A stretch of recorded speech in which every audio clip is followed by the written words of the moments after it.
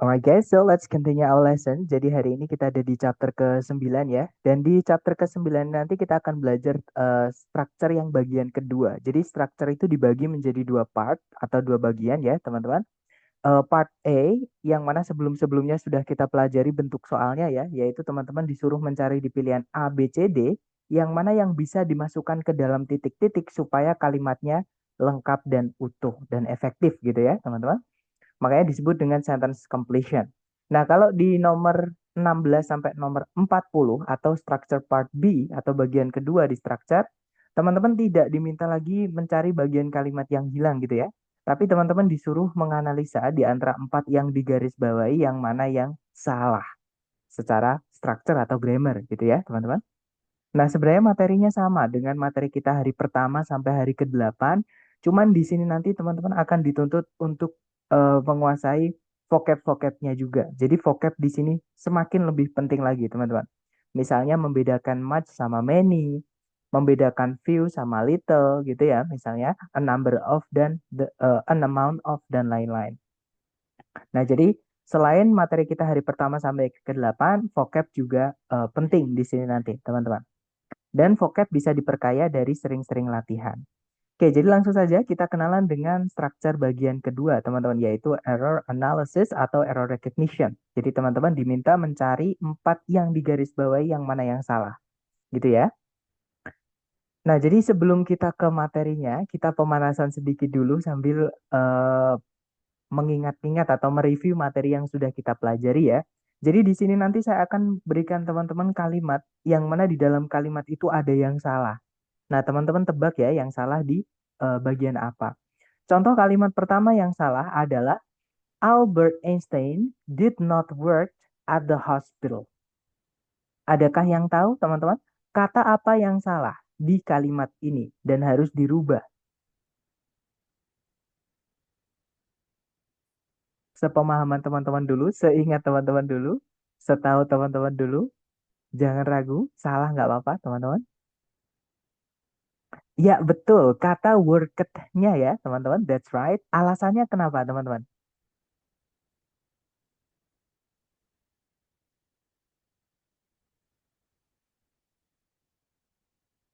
Ada yang tahu alasannya? Ya, betul. Alasannya adalah kalau ada auxiliary do does did, maka verb gandengannya haruslah verb one atau verb satu. Tidak boleh kita pakai verb ed. Nah, materi tentang auxiliary ya, teman-teman itu dibahas di hari pertama, kemudian dibahas lagi di hari ketujuh. Oke? Nah, jadi harusnya bukan did not work it, tapi did not work gitu ya. Jadi harusnya Albert Einstein did not work at the hospital. Contoh lagi, teman-teman. Soal kedua, di dalam kalimat ini ada yang salah juga. Kalimat yang salah berbunyi, an electric eel able produce electricity. Sebenarnya kalau diartikan nggak ada masalah, teman-teman. Seekor belut listrik mampu menghasilkan listrik. Cuman di dalam kalimat ini ada kelas kata yang keliru. Masa kata sifat menjelaskan kata kerja, teman-teman? Di hari ke-6 kita belajar kalau kata sifat itu fungsinya menjelaskan kata benda, bukan kata kerja. Nah, kalau di hari ke-7 kita belajar kata kerja itu dijelaskan oleh kata keterangan atau auxiliary. Adakah yang tahu kata sifat yang mana yang saya maksud, teman-teman, di dalam kalimat ini yang salah atau yang keliru?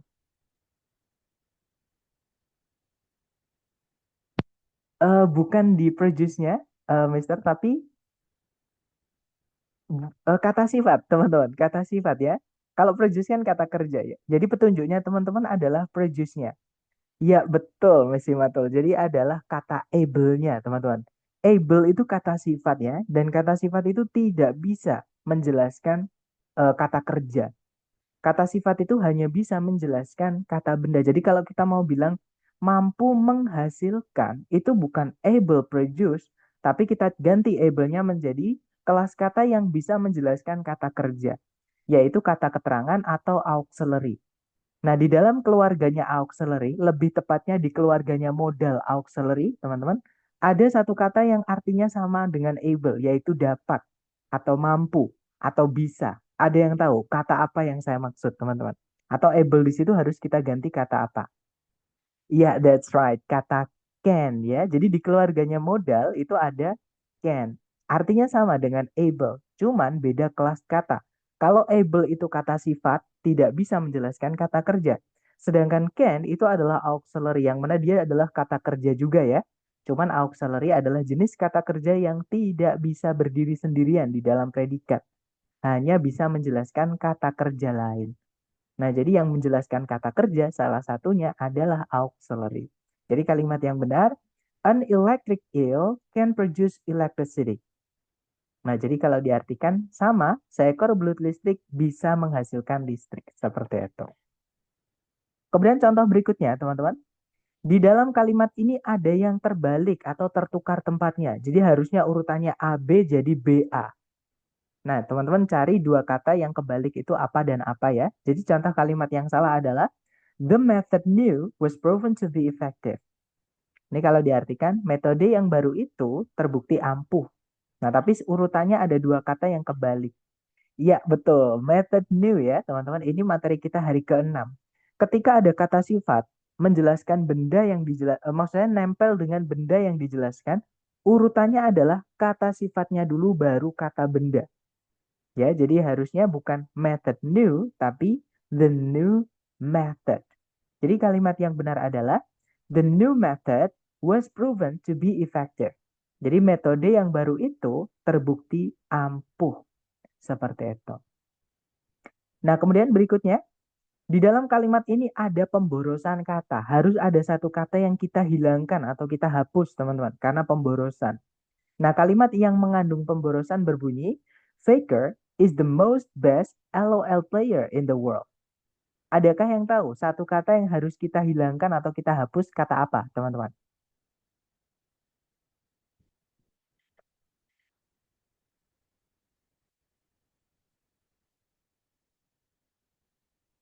Iya, betul. Kata most ya. Karena most itu adalah bentuk, best ya maksud saya. Best itu adalah sudah bentuk superlatif dari kata good, teman-teman. Jadi positifnya itu adalah good, gitu ya, baik. Lebih baik atau komparatifnya itu adalah better, bukan more good atau gooder ya, teman-teman. Nah, untuk bentuk superlatifnya itu bukan most good atau goodest, tapi adalah best. The best gitu ya, ada the-nya sebelumnya. Nah, jadi nggak perlu ditambahkan most lagi, karena nanti jadi pemborosan. Jadi cukup kita bilang, uh, Faker is the best LOL player in the world. Jadi Faker merupakan pemain League of Legends terbaik di dunia. Seperti ini game game smartphone. Game PC, teman-teman. Mohon maaf. Game PC ya. Kita lanjut lagi ke yang terakhir. Nah, untuk di kalimat terakhir ini ada satu kata yang dihilangkan oleh si pembuat soal. Nah, biasanya yang dihilangkan itu sepele, teman-teman. Biasanya the, biasanya in, biasanya of gitu ya. Tapi karena nggak ada satu kata itu, jadi kalimatnya salah. Nah, contohnya adalah one the most important skills to acquire is communication. Ada yang tahu kata apa yang hilang dan di mana, teman-teman? Iya, that's right. Of. Iya, betul. One of the most. Ya, teman-teman.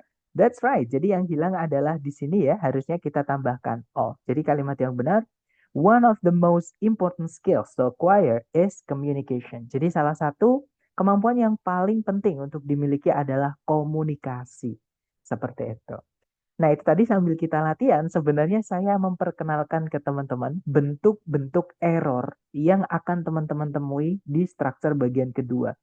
Nah, jadi teorinya ada adalah seperti ini, teman-teman. Jadi di error analysis atau struktur bagian kedua, itu bentuk soalnya atau apa namanya, teman-teman? Si pembuat soal itu membuat soalnya itu dengan 4 tahap ini gitu ya. Cuman nanti acak, maka teman-teman harus bisa menganalisanya otomatis sendiri gitu ya ketika tes karena acak teman-teman, tidak diurutkan misinformation nomor berapa dan lain-lain. Nah, cuman bisa di apa ya, bisa dikenali dari bentuk atau pola soalnya seperti itu. Nah, contohnya yang pertama ada misformation. Misformation itu dari kata formation, artinya pembentukan. Nah, misformation itu adalah pembentukan yang tidak tepat. Jadi si pembuat soal itu mengganti satu kata yang harusnya sudah benar jadi salah, teman-teman. Nah, yang dirubah itu biasanya kelas katanya tetap ataupun kelas katanya berubah. Nah, contohnya yang misformation tadi itu adalah yang Albert Einstein did not work it. Nah, setelah auxiliary itu wajib ada verb ya. Nah, cuman bentuk verbnya itu juga harus diperhatikan. Jadi bukan worked karena ada did maka pakainya harusnya verb satu, bukan verb ed. Gitu ya. Nah, itu yang saya maksud kelas katanya tetap. Jadi si pembuat soal tidak mengganti kelas katanya, teman-teman. Kelas katanya tetap. Cuman bentuk katanya yang dirubah.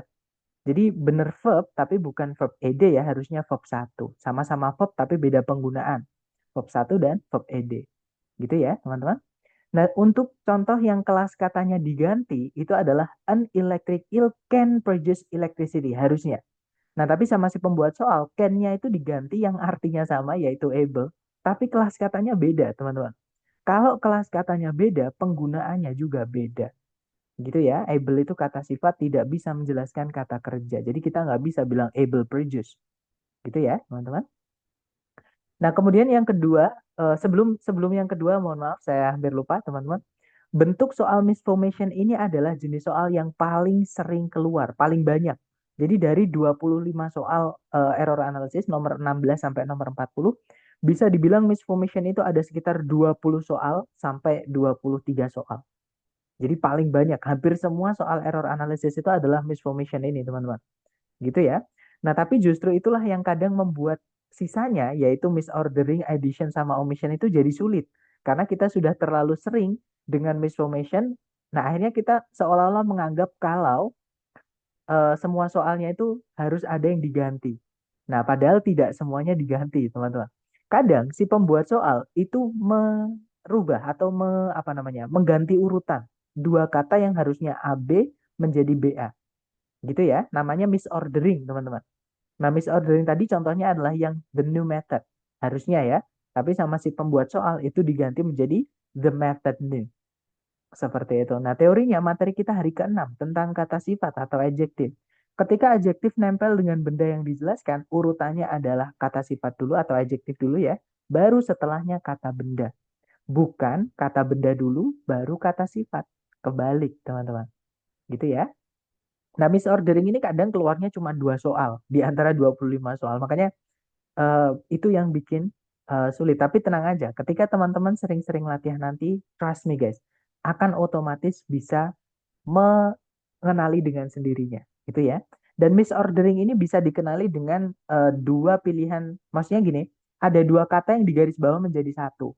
Jadi yang digaris bawah itu nanti biasanya ada yang satu kata, ada yang dua kata, bahkan ada yang tiga kata digaris bawahi satu gitu teman-teman. Nah, kalau misalkan yang digaris bawah itu dua kata, gitu ya, teman-teman cek. Karena biasanya itu entah misordering, entah dia omission, atau juga addition. Biasanya gitu ya, nggak selalu. Kadang juga yang salah yang digaris bawahi satu kata. Nah, itu biasanya misformation tadi. Seperti itu. Gitu ya.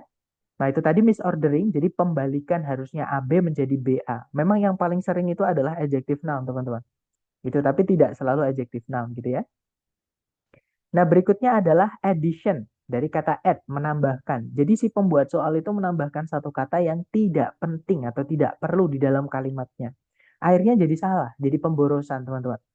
Nah, contoh soal addition atau bentuk addition tadi adalah yang Faker is the most best LOL player in the world. Nah, di situ si pembuat soal menambahkan kata most, yang mana tidak perlu karena bentuk the best itu adalah superlatif dari kata good. Jadi nggak perlu lagi ditambahkan most. Apalagi ditambahkan est lagi ya, bestest, itu jangan teman-teman. Secara grammar itu keliru, seperti itu. Oke, jadi cukup bilangnya Faker is the best LOL player in the world. Nah, nanti biasanya yang digaris bawahi bisa satu kata most-nya, atau dua kata, bisa most best-nya gitu teman-teman. Gitu ya. Dan yang terakhir kita punya omission dari kata omit, artinya menghilangkan atau menghapus. Nah, omission itu adalah penghilangan kata yang harusnya ada di dalam kalimat tapi tidak ada. Nah, yang dihilangkan itu biasanya sepele, teman-teman. Misalnya artikel misalnya an, misalnya the, misalnya of kayak tadi ya di contoh soal tadi kan of gitu. One of the most important skills harusnya. Nah, tapi off-nya dihilangkan. Jadi kayak kita mengerjakan struktur bagian pertama, tapi titik-titiknya dihilangkan. Jadi kita harus mencari juga di mana titik-titik itu hilang. Seperti itu. Nah, untungnya omission ini adalah jenis soal yang paling jarang keluar. Nah, tapi banyak sekali yang dari pengalaman saya mengajar ya, teman-teman, entah itu yang offline atau yang online, banyak sekali yang masih kepleset atau kesalahannya terbanyak itu adalah di omission. Seperti itu. Nah, secara teori sudah selesai, teman-teman ya. Jadi menggabungkan materi kita hari pertama sampai hari ke-8 dengan pengetahuan ini. Karena kalau teman-teman tidak tahu ini, nanti teman-teman akan fokusnya dengan misformation saja. Itu kebanyakan yang saya dapatkan di eh, apa namanya mengajar offline dulu, teman-teman. Seperti itu. Padahal ada juga misordering, addition, sama omission, walaupun cuma sedikit. Nah, sekarang kita ke contoh soalnya. Jadi kurang lebih seperti ini. Nanti teman-teman akan diberikan satu kalimat lengkap dan ada 4 yang digarisbawahi, bisa kata, bisa frase. Gitu ya, teman-teman. Nah, di sini yang digarisbawahi semuanya kata. Nah, kalau seumpama teman-teman belum terbiasa dengan mengerjakan error analysis ini, nggak apa-apa, nggak pakai waktu ketika latihan sendiri ya. Nah, teman-teman bisa menggunakan cara yang sebelumnya sudah kita pelajari di chapter 1 sampai chapter 8. Jadi cari secara sentencing dulu, teman-teman. Subjek, predikat, dan lain-lain gitu ya. Kalau kita tarik ke depan, ke belakang maksud saya dari depan ke belakang, di situ ada verb 2, yaitu develop. Otomatis dia predikat ya. Subjeknya adalah kata benda cultures. Dari sini sampai kata benda cultures, intinya di kata benda culturesnya. Kemudian tidak ada predikat lagi, juga tidak ada conjunction yang menghubungkan dua subjek, dua predikat. Artinya kalimat ini secara sentencing sudah lengkap. Nah, masalahnya berarti tentang phrasing. Kalau phrasing maka teman-teman cocok-cocokkan yang digarisbawahi dengan kata setelahnya atau kata sebelumnya. Gitu ya. Yang alpha dulu, di situ ada over, yang mana setelahnya ada kata benda, berarti over ini adalah preposisi, teman-teman. Artinya selama atau apa ya, sepanjang, seperti itu. Gitu. Jadi nggak ada masalah. Gitu ya, teman-teman. Preposisi diikuti kata benda menjadi keterangan. Berarti yang alpha secara kelas kata sudah benar. Kemudian yang bravo, much itu kata sifat menjelaskan kata benda culture. Secara kelas kata tidak ada masalah, secara bentuk ini ada masalah. Gitu ya. Karena much itu tidak bisa menjelaskan kata benda yang bisa dihitung, teman-teman. Nah, itu kan setelahnya ada S-nya. Berarti kata benda itu jamak. Nah, kalau kata benda jamak berarti bendanya bisa dihitung. Makanya jamak gitu ya. Nah, kalau jamak nggak boleh pakai much. Pakainya adalah many. Nah, berarti ketemu jawabannya adalah yang bravo. Gitu ya. Jadi kalimat yang benar, over the course of history, many cultures develop their own agricultural techniques. Kalau diartikan, sepanjang perjalanan sejarah, banyak budaya-budaya atau banyak kebudayaan-kebudayaan mengembangkan teknik pertanian mereka masing-masing. Seperti itu. Gitu ya, teman-teman. Nah, jadi sekali lagi memang vocab sangat diperlukan di sini. Oke. Nah, contoh kedua masih di misformation ya. Caranya sama kalau teman-teman belum terbiasa dengan cara yang tadi. Cari predikat di situ ada auxiliary has, teman-teman. Kata kerjanya adalah have, itu verb 3 ya, yang dijelaskan oleh auxiliary have. Have itu auxiliary-nya, verbnya adalah verb 3. Jadi predikatnya sudah lengkap. Kemudian subjeknya ada di tengah-tengahnya itu. Ini inversi, teman-teman. Kenapa kok diinversi? Karena di depan sendiri ada negative adverb yang dipindah sebelumnya subjek dan gak ada koma setelahnya. Materi kita hari keempat ya tentang inversi, penanda inversi nomor 3. Oke, teman-teman, negative adverb gitu ya. Nah, maka secara bentuk kalimat sudah benar, di situ tidak. Nah, ternyata ada predikat lagi yaitu grow, teman-teman. Subjeknya, nah ini yang nggak ada adalah subjeknya, teman-teman. The itu kata sifat, rapid itu adalah kata sifat juga. Nah, otomatis ketemu ya, yang salah adalah yang delta. Jadi the, sebelum dia nabrak bagian kalimat yang baru, contohnya di sini ada preposition plus noun, yaitu keterangan, teman-teman. Harus ada kata bendanya, makanya dia dimasukkan ke dalam determiner. Materi kita hari ke-6, teman-teman. Determiner itu adalah jenis kata sifat yang selalu membutuhkan kata benda setelahnya sebelum dia nabrak bagian kalimat yang lain atau yang baru. Gitu ya. Nah, otomatis yang salah adalah yang delta. Grow itu kata kerja harus kita rubah menjadi kata benda. Nah, kata benda dari grow adalah growth. Gitu ya. Jadi kalimat yang benar, Rarely has a communication technology had as great an impact on society as the rapid growth of the internet. Jarang sekali teknologi komunikasi telah memiliki dampak yang sama besarnya terhadap masyarakat seperti pertumbuhan yang cepat dari internet. Seperti itu. Nah, itu tadi untuk dua contoh misformation. Yang pertama, misformation yang inflectional, jadi kelas katanya sudah benar, bentuknya yang salah, yaitu much cultures, ya harusnya many cultures, teman-teman. Sudah benar kata sifat, cuman bentuk kata sifatnya bukan pakai much, tapi pakainya many. Nah, untuk yang kedua ini juga misformation, cuman namanya derivational. Jadi kelas katanya itu keliru, teman-teman. Harus kita rubah, gitu ya, seperti itu. Nah, kemudian berikutnya, di sini ada pembalikan, jadi misordering, teman-teman. Oke, nah cara mengenali misordering seperti biasa itu gampang banget. Kalau ada dua kata yang digarisbawahi menjadi satu, teman-teman pastikan kebalik atau tidak. Karena penanda misordering itu, kalau dari pengalaman saya selama ini tes ya, teman-teman, itu ada dua kata yang digarisbawahi menjadi satu, seperti itu, gitu ya. Nah, jawabannya ini adalah yang Charlie, teman-teman. Manner itu adalah kata benda ya, artinya cara. Same itu adalah kata sifat. Nah, jadi ini kebalik. Harusnya kata sifat dulu baru kata benda. Jadi harusnya bukan the manner same, tapi the same manner. Gitu ya. Nanti ketika teman-teman sering-sering latihan, teman-teman juga akan mendapatkan apa teman-teman ya? Eh cocokologi atau apa bahasa bahasa bahasa Indonesia itu kayak menemukan kayak teknik-teknik seperti ini. Jadi kalau ada dua kata yang digarisbawahi jadi satu, kemungkinan besar itu kebalik atau di tengah-tengahnya ada yang hilang. Seperti itu. Nah, ini kebalik, teman-teman. Jadi harusnya erosion by wind, sorry guys, erosion by wind shapes landscapes in much the same manner as erosion by water does. Jadi erosi oleh angin itu membentuk daratan-daratan dengan sangat sama caranya dengan erosi oleh air. Kalau diartikan seperti itu. Gitu ya. Nah, jadi itu adalah contoh yang misordering. Contoh berikutnya, nah di sini ada penambahan atau addition. Oke, materi kita hari ketiga, teman-teman. Nah, materi kita hari ketiga tentang kata kerja, teman-teman masih ingat rumusnya pasif itu apa kalau di dalam predikat, teman-teman? Boleh buka catatan, nggak apa-apa. Jadi kita sambil review ya, supaya teman-teman masih mengingat materi-materi kita sebelumnya. Nah, jadi pertanyaan saya ke teman-teman, rumus pasif, jadi kata kerja di kalimat, sorry, di predikat, kalau pasif itu apa, teman-teman? Masih ingat nggak?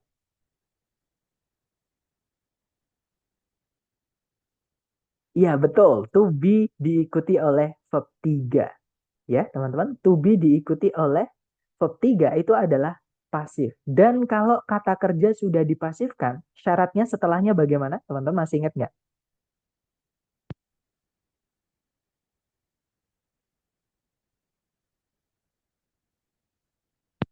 Tidak boleh ada objek lagi. That's right. Jadi pasif itu nggak boleh dikasih objek ya teman-teman. Jadi hanya kata kerja yang membutuhkan objek yang bisa dipasifkan.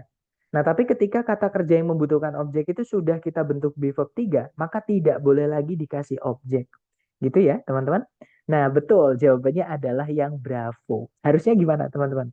Harusnya diapakan tuh yang bravo?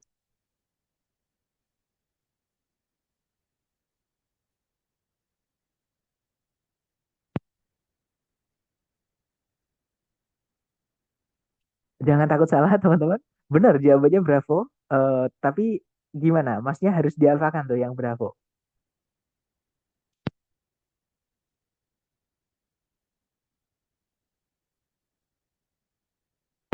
Oke, betul, Mas. Yaitu hilangkan objeknya, yaitu kata them. Gitu ya. Nah, jadi kalimat yang benar adalah fossils are made up of the remains of once living organisms. Jadi kalau diartikan, para fosil itu tersusun atau terbuat dari sisa-sisa organisme yang dulu pernah hidup. Kalau diartikan seperti itu. Gitu ya. Jadi themnya kita hapus. Ini addition atau penambahan yang tidak perlu, teman-teman. Oke, lanjut lagi ke contoh terakhir yaitu omission. Ada satu kata yang dihilangkan di kalimat ini, teman-teman. Contohnya adalah energy in various forms is the driving force behind all processes in universe. Ada yang tahu yang hilang kata apa, teman-teman? Dan di mana? Boleh buka kamus nggak apa-apa, karena ini masalahnya dengan vocab ya, teman-teman.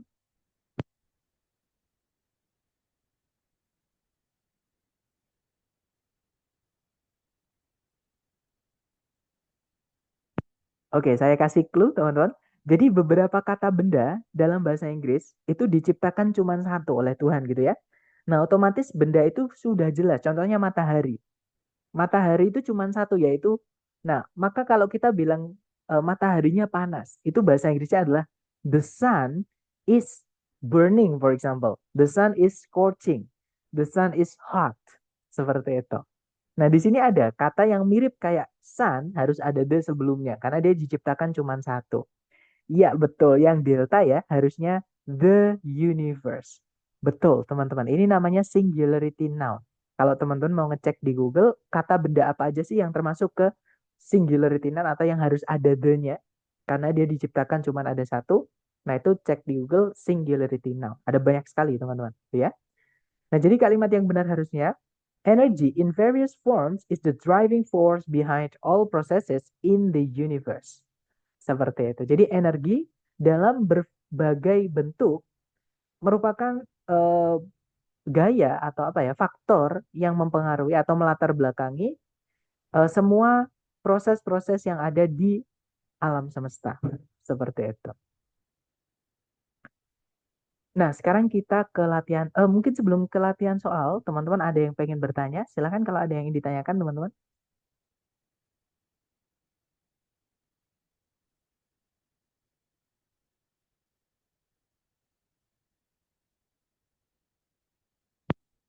Kalau driving itu apa, Mister? Nah, driving di situ sebagai kata sifat, namanya adalah participle. Materi kita hari ke-6, Miss. Jadi, di hari ke-6 kita belajar ada 3 jenis kata sifat ya, determiner, deskriptif atau epithet, dan yang terakhir adalah noun adjunct.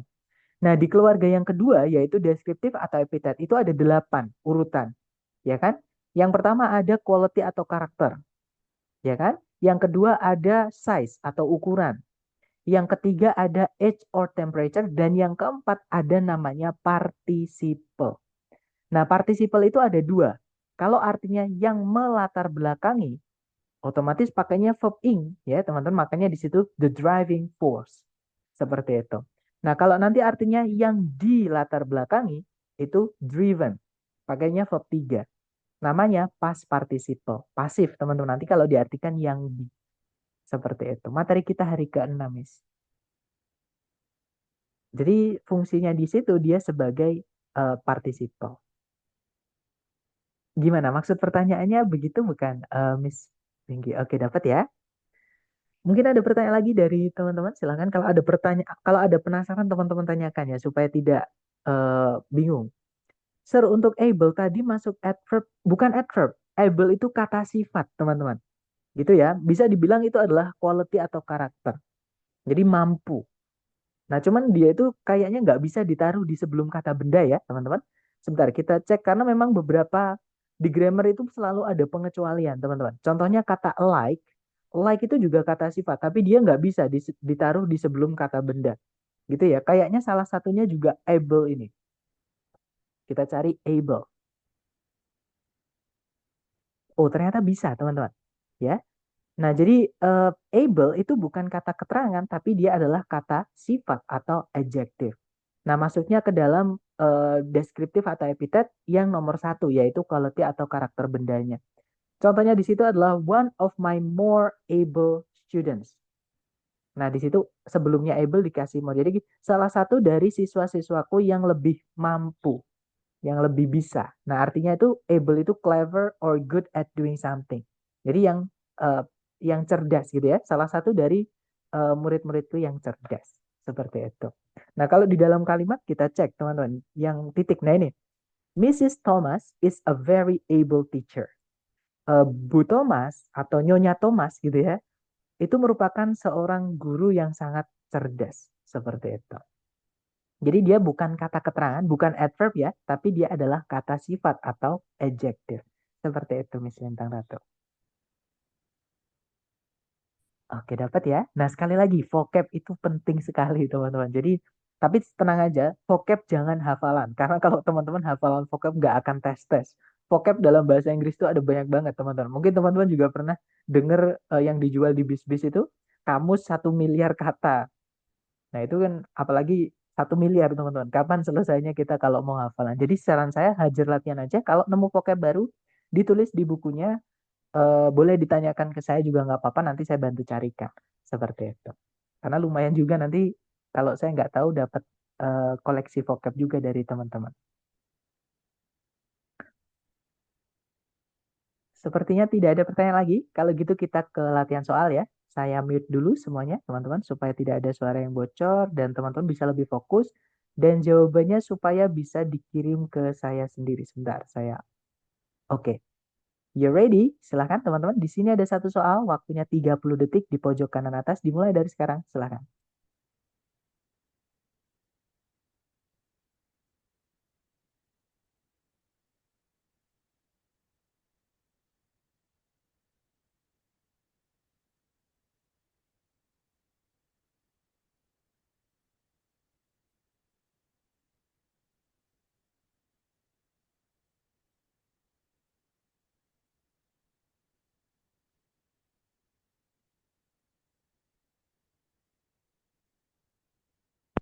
Alright guys, thumbs up. Silahkan jawabannya teman-teman boleh dikirim di chat ya. Kemudian kita bahas bareng.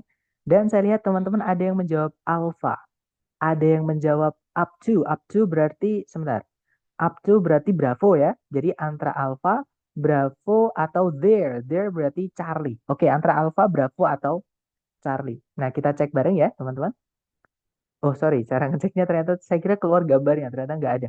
Baik, caranya sama, tarik dari depan, di situ ada subject ends, predikatnya adalah can live. Nah, teman-teman masih ingat, can itu adalah keluarganya modal auxiliary. Masih ingat nggak, modal auxiliary itu kata kerja gandengannya verb keberapa? Verb satu, betul teman-teman. Nah, jadi harusnya bukan lives, tapi live, pakai verb satu ya. Jadi bukan verb SES. Oke, materi kita tentang auxiliary. Ya, di hari pertama saya jelaskan, di hari ketujuh saya ulangi, teman-teman. Jadi harusnya bukan ants can lives, tapi ants can lift objects up to 50 times their body weight. Jadi semut itu bisa mengangkat objek atau benda-benda hingga 50 kali berat badan mereka sendiri. 50 kali dari berat badan mereka. Seperti itu. Itu ya, jadi harusnya lift, teman-teman. Oke, lanjut ke nomor berikutnya. Jangan takut salah, dicoba dulu 30 detik dimulai dari sekarang. Silahkan, silahkan teman-teman.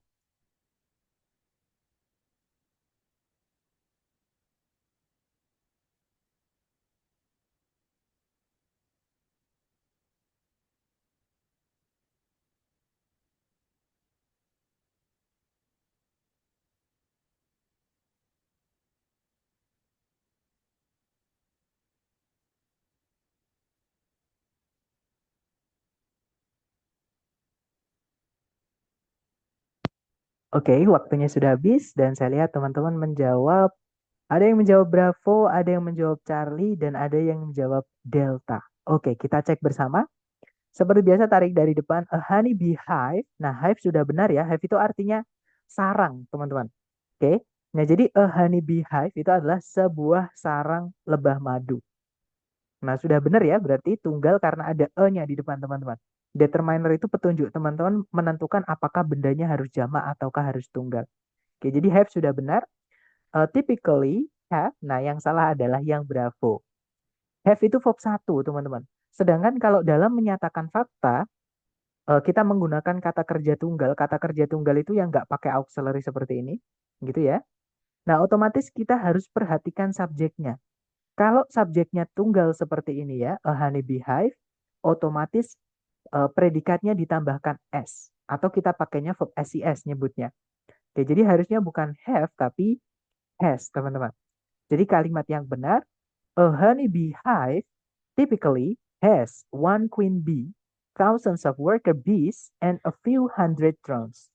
Jadi sebuah sarang lebah madu umumnya memiliki satu ratu lebah, kemudian ribuan lebah pekerja, dan beberapa ratus eh, drones itu lebah jantan. Gitu ya, teman-teman. Nah, jadi jawabannya benar adalah yang berapa harusnya has. Oke, lanjut ke nomor berikutnya. Silahkan teman-teman coba dulu 30 detik dimulai dari sekarang. Silahkan teman-teman.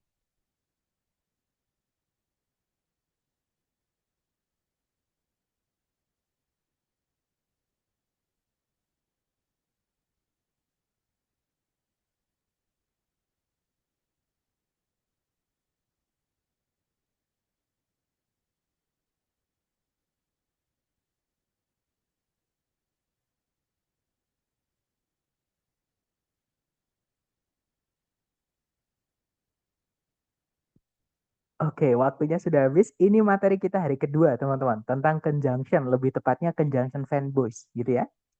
Nah, saya lihat teman-teman menjawab Delta, ada juga Charlie, ada juga Alpha.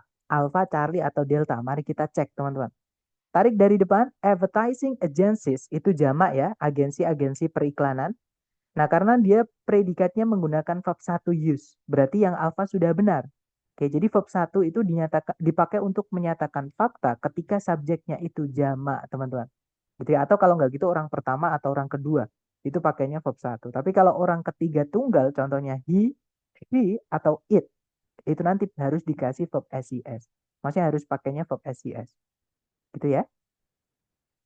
Nah, kemudian creative campaigns itu jamak kampanye-kampanyenya.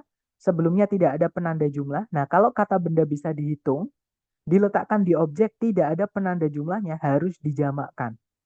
Gitu ya, karena kampanye-kampanye kreatif jumlahnya bukan cuma satu, tapi banyak gitu teman-teman. Gitu ya.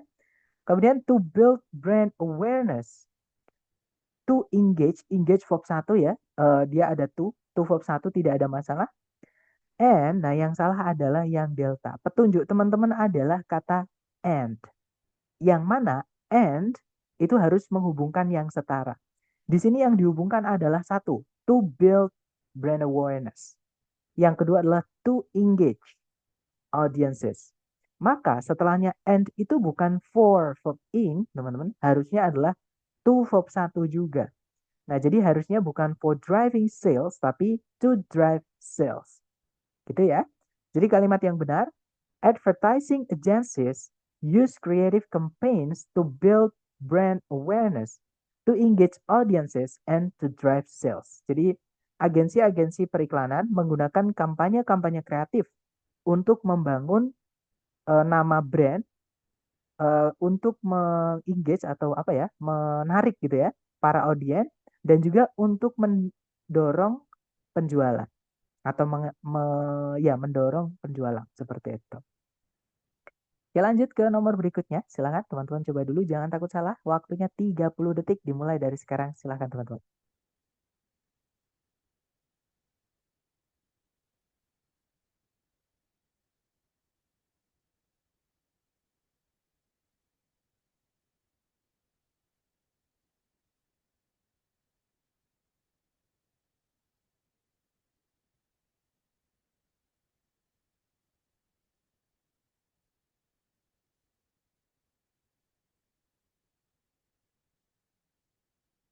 Oke, waktunya sudah habis dan saya lihat teman-teman menjawab ada jawaban Bravo, ada jawaban Delta.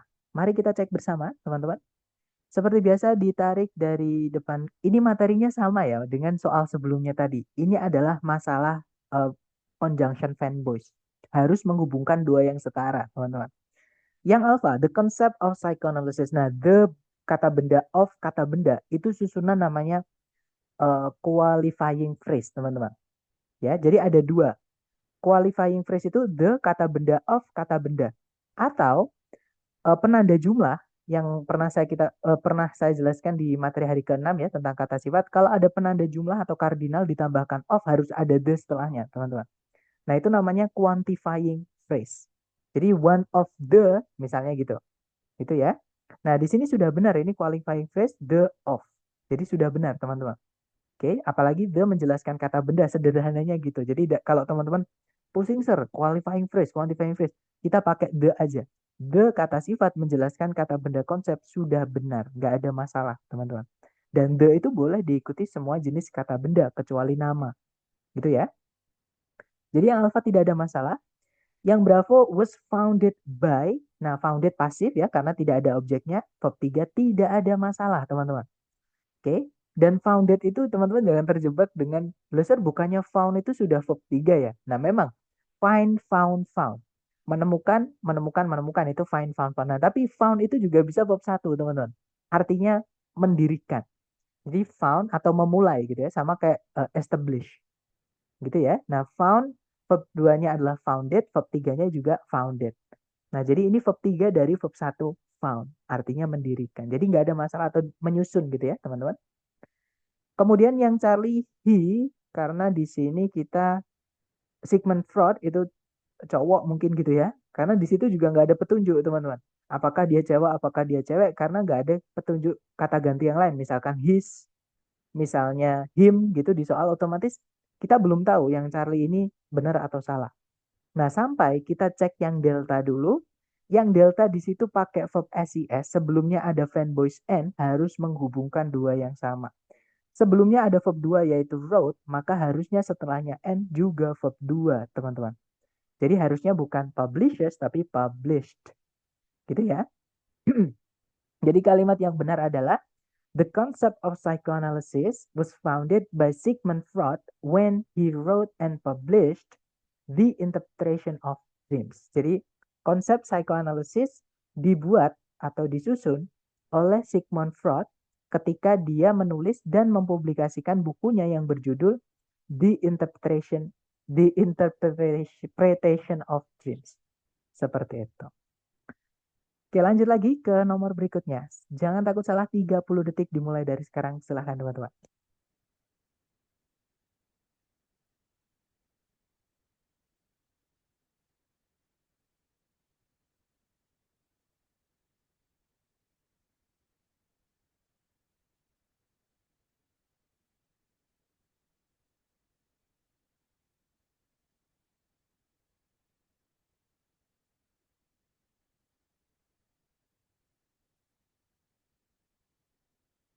Oke, waktunya sudah habis ya, teman-teman. Silahkan jawabannya teman-teman dikirim di chat, kemudian kita bahas bareng. Dan saya lihat ada jawaban Bravo, ada juga jawaban Charlie, ada juga jawaban Alpha ya. Alpha, Bravo, atau Charlie. Mari kita cek, teman-teman.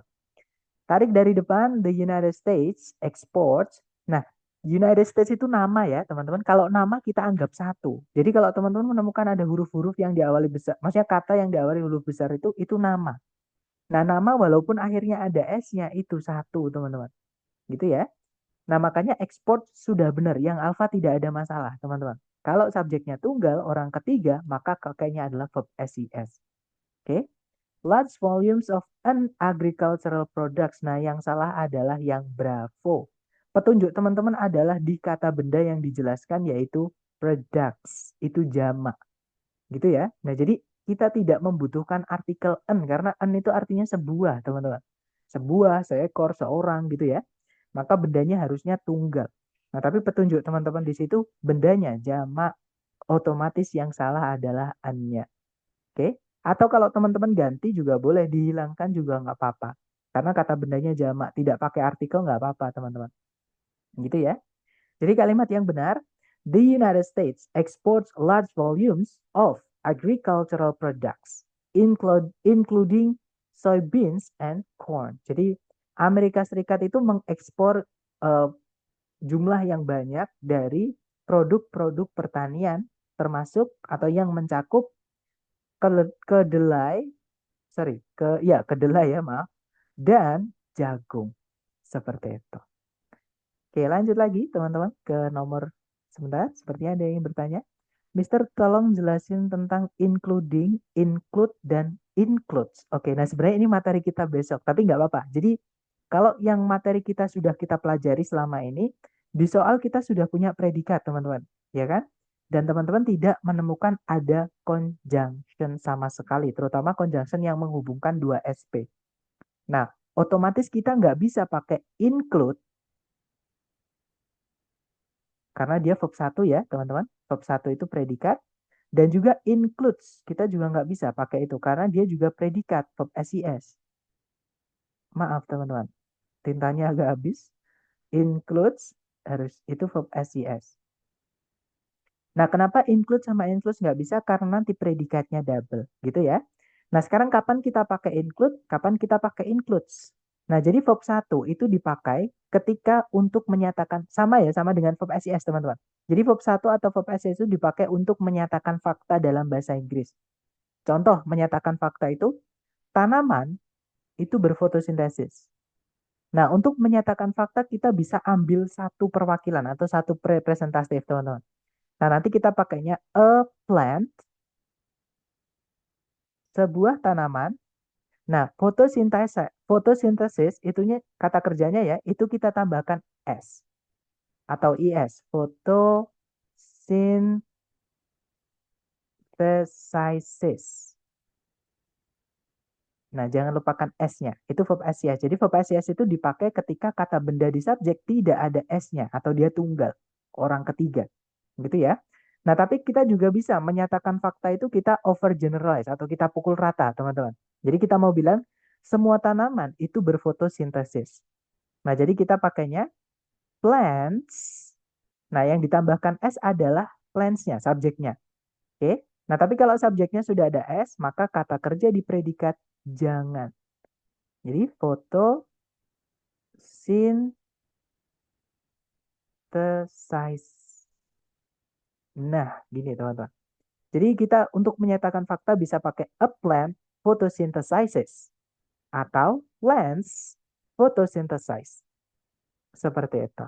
Gitu ya. Jadi kesimpulannya, verb SES itu dipakai di predikat untuk menyatakan fakta ketika subjeknya tunggal.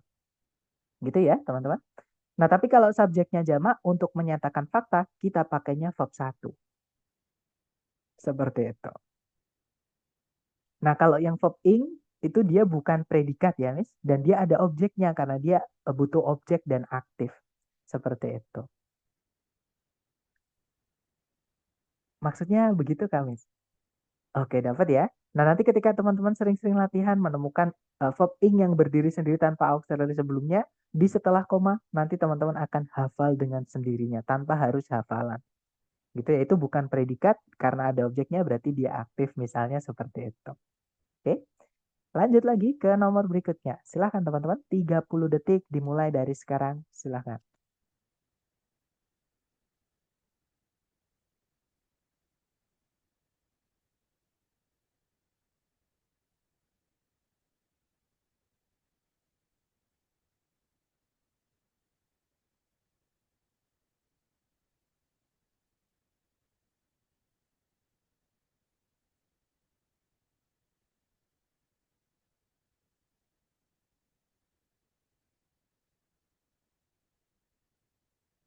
Oke, waktunya sudah habis teman-teman. Silahkan jawabannya teman-teman dikirim di chat ya. Dan saya lihat semuanya teman-teman menjawab alfa. Dan jawaban teman-teman salah semua ya. Mohon maaf teman-teman. Nah, di situ pakai was tidak apa-apa gitu ya karena kita ngomongin lampau. Jadi the first US capital was in New York City. Jadi ibu kota negara Amerika Serikat pertama kali itu berada di New York City. Nah, tapi yang dibahas di sini kan the first US capital, teman-teman. Yang mana dia tunggal. Kalau tunggal itu kita nggak bisa pakai they gitu ya. Pakainya adalah it. Jadi yang salah adalah yang bravo harusnya bukan they were tapi it was. Jadi kalimat yang benar, the first US capital was in New York City, but it was moved to Washington DC in 1800. Jadi kalau diartikan, ibu kota Amerika Serikat pertama itu berada di New York City. Tapi dia dipindahkan ke Washington DC di tahun 1800 atau 1800. Seperti itu. Gitu ya. Nggak apa-apa, kita coba lagi ke nomor berikutnya. Silahkan teman-teman coba dulu 30 detik dimulai dari sekarang. Silahkan.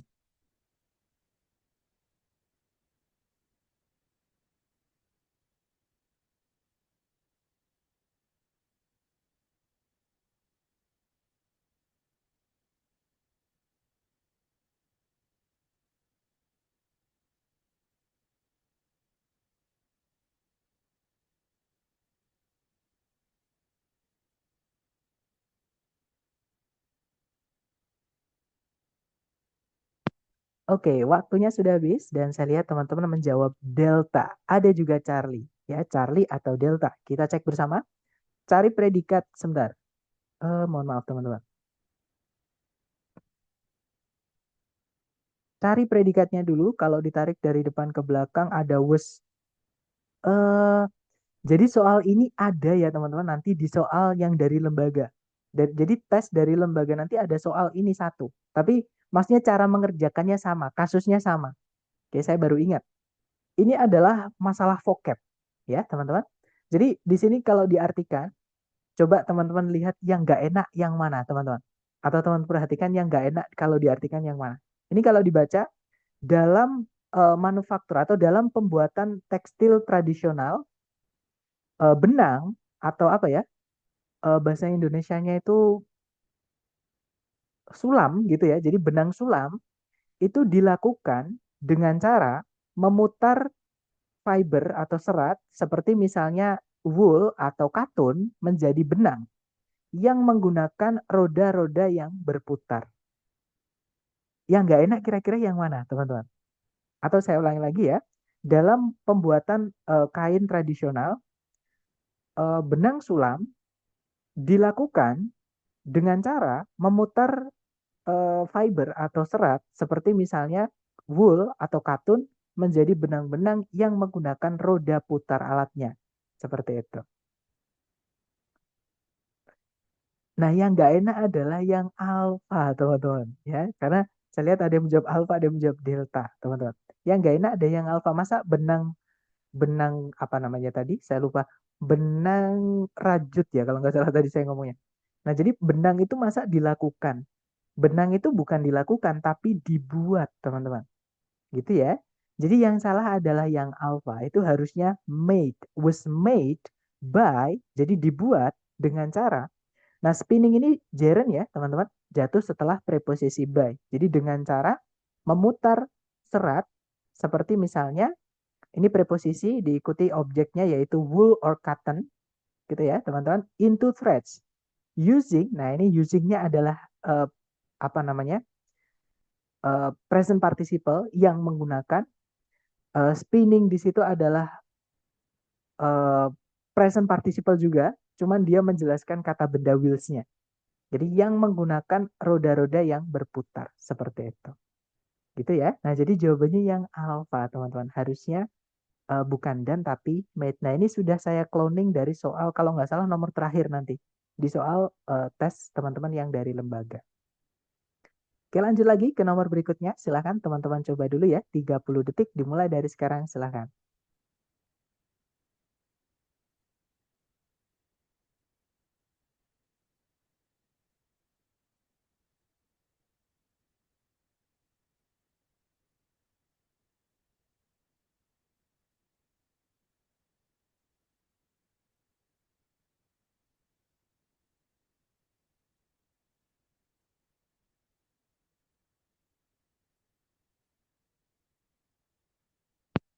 Oke, waktunya sudah habis. Nah, sebenarnya soal ini sudah kita jawab tadi, teman-teman. Ini saya belum lihat jawaban teman-teman ya. Mungkin kalau teman-teman yang tadi masih ingat, pasti jawabnya benar. Gitu ya. Nah, saya lihat ada jawaban delta semuanya. Ada juga jawaban alfa. Satu jawaban alfa. Nah, kita cek teman-teman ya. Particles such as quarks and leptons. Yang alpha ini nggak ada masalah karena fanboys menghubungkan dua objek yaitu quarks and leptons. Objeknya apa? Objeknya preposisi such as. Jadi nggak ada masalah teman-teman ya. Fanboys memang harus menghubungkan dua yang sama atau setara gitu ya. Nah kalau yang Bravo, constitute itu verb satu. Subjeknya adalah particles. Nah, karena subjeknya ada S-nya berarti dia jamak ya. Maka pakainya verb satu, jangan dikasih S. Berarti sudah benar yang Bravo. Yang Charlie fundamental itu adalah kata sifat menjelaskan kata benda blocks. Otomatis tidak ada masalah. Kata sifat memang fungsinya menjelaskan kata benda dan tempatnya di sebelum kata benda seperti ini. Gitu ya. Nah, yang salah adalah yang delta ini bab tentang singularity noun tadi, teman-teman. Contohnya matahari tadi. Matahari itu bahasa Inggrisnya selalu the sun. Gitu ya. Nah, sama universe itu diciptakan Tuhan cuma ada satu, makanya kita bilangnya in the universe. Seperti itu. Gitu ya. Ini omission, teman-teman. Ada yang hilang di situ. Jadi kalimat yang benar, particles such as quarks and leptons constitute the fundamental building blocks of matter in the universe. Jadi partikel-partikel seperti misalnya quarks dan leptons itu menyusun eh, apa ya bahasa saya enak teman-teman. Jadi kelompok-kelompok materi eh, building itu berarti penyusun gitu ya. Kelompok-kelompok eh, penyusun materi dasar di alam semesta. Seperti itu. Ini dicontoh sama kayak dicontoh tadi, teman-teman. Lanjut ke nomor berikutnya. Silakan. 30 detik dimulai dari sekarang. Silakan.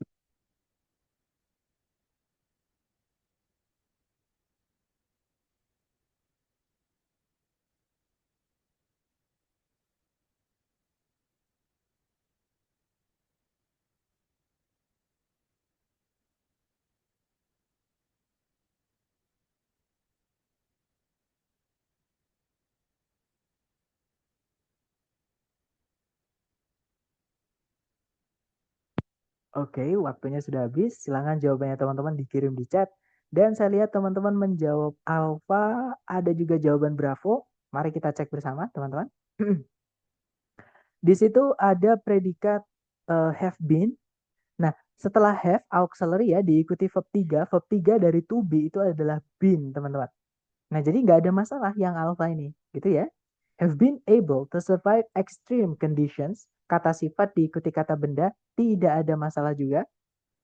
Remaining, nah karena sudah ada predikat tadi ya, auxiliary verb, maka verb ing itu bukan predikat, tidak ada masalah karena dia ada bukan objek, maaf. Dormant itu kata sifat, teman-teman. Karena remain itu tidak butuh objek. Remain itu artinya tetap, gitu ya. Tetap kan tidak butuh objek, gitu ya. Jadi tetap itu biasanya diikuti kata sifat. Misalnya tetap mahal, tetap cantik, gitu ya. Jadi remaining beautiful, remaining expensive, dan lain-lain. Nah, jadi nggak ada masalah remaining di situ secara bentuk juga.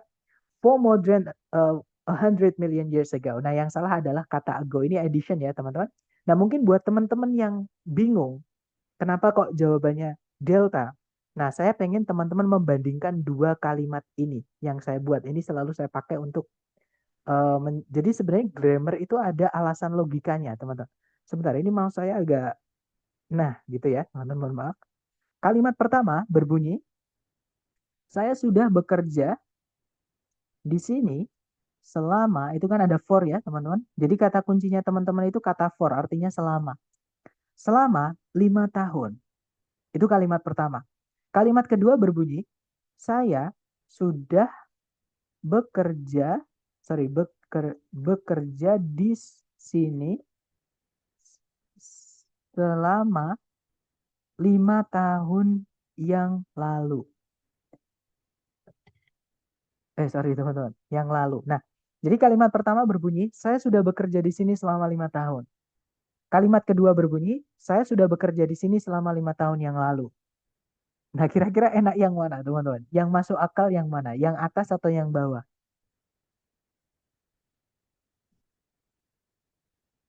Yang pertama ya, yang atas ya, that's right. Nah, otomatis yang bawah ini nggak enak alias salah. Kenapa nggak enaknya? Karena kalau kita pakai selama, jangan dikasih yang lalu, teman-teman. Selama itu cukup diikuti durasinya saja, berapa lamanya saja. Kalau kita mau pakai kapan mulainya atau sejak kapan ya, kita pakainya sejak, bukan selama. Gitu ya. Nah, makanya ini adalah perbedaannya since sama for, teman-teman.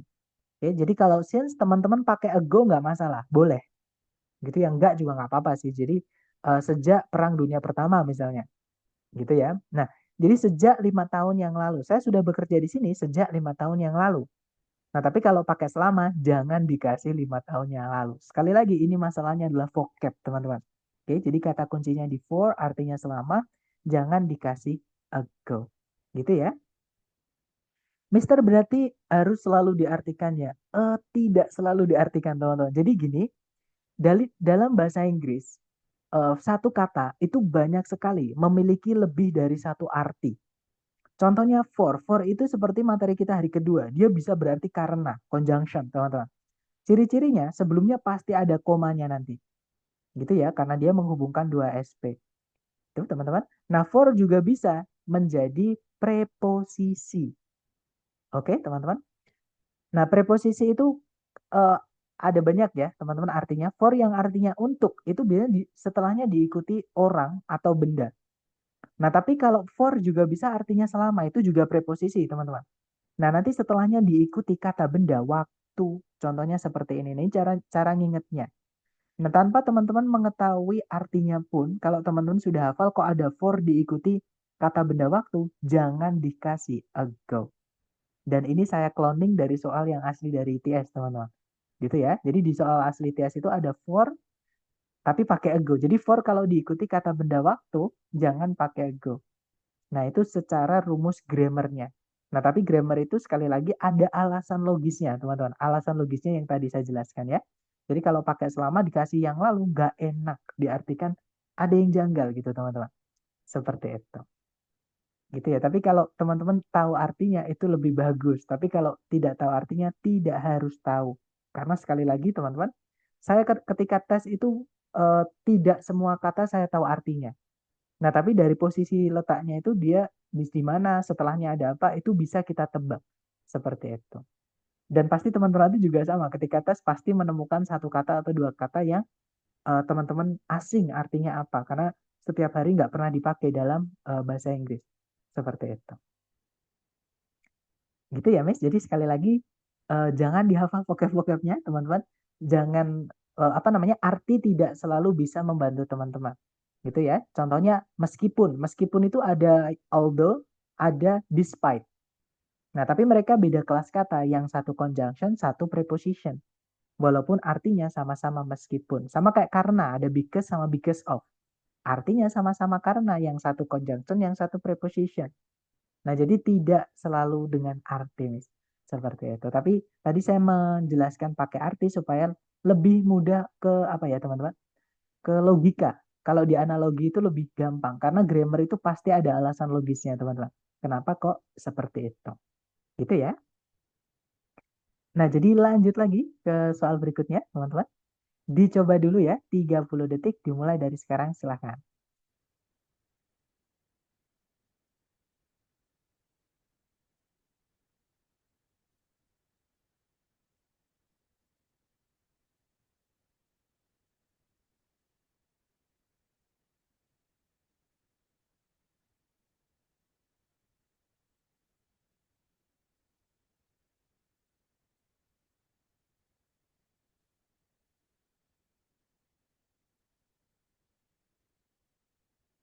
Oke, waktunya sudah habis dan saya lihat teman-teman menjawab Charlie dan juga Bravo. Ada Bravo, ada Charlie ya. Ini di contoh tadi juga ada, teman-teman. Ada juga Alpha. Nah, jadi kalau biasanya di contoh itu ada, biasanya di soal tes nanti biasanya keluar. Ya, teman-teman. Tapi coba nanti saya cek lagi gitu ya. Nanti sesi malam coba saya sampaikan ke teman-teman apakah biasanya di sesi malam nanti kalau yang dites keluar saya keluarkan juga. Seperti itu, teman-teman. Nah, jadi ini jawabannya adalah yang Charlie. Ya, teman-teman, ini kebalik seperti yang dicontoh tadi. Oke, jadi bukan the manner same, tapi the same manner. Gitu ya. Jadi harusnya rice is cultivated in much the same manner as wheat is. Nah, ini setelahnya as, teman-teman inversi juga nggak apa-apa. As is wheat, itu juga boleh. Gitu ya. Nanti kalau diartikan, padi itu ditanam di atau dengan cara yang sangat sama dengan gandum. Kalau diartikan seperti itu. Gitu ya, teman-teman. Nah, itu tadi adalah materi tentang struktur bagian kedua. Sekali lagi di sini masalahnya adalah dengan vocab ya, teman-teman. Makanya saran saya sering-sering latihan untuk memperkaya vocab teman-teman. Sambil saya absen ya, kalau teman-teman ada pertanyaan, monggo ditanyakan teman-teman. Jangan sungkan-sungkan.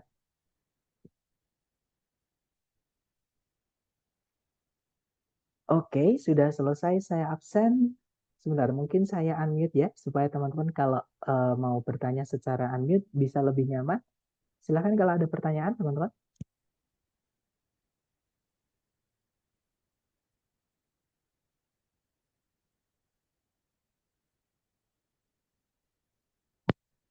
Sepertinya aman ya.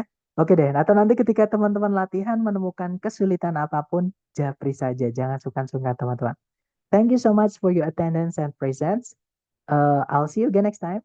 Sebentar, Mister, beberapa latihan nggak ada kuncinya. Nah, mungkin untuk yang nggak ada kuncinya, teman-teman japri aja ya. Nanti saya kirimkan, atau coba nanti saya kirim di grup teman-teman. Itu ya, karena memang apa namanya, eh, saya baru pindahan dan di tempat baru saya nggak ada wifi-nya dan filenya itu lumayan gede gitu ya.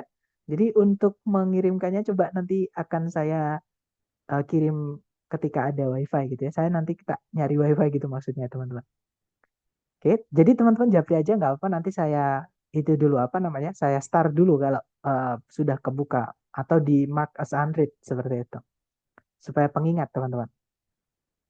Baik, terima kasih atas kehadiran teman-teman. I'll see you again next time. Bila saya say, Assalamualaikum warahmatullahi wabarakatuh and have a good day. See you.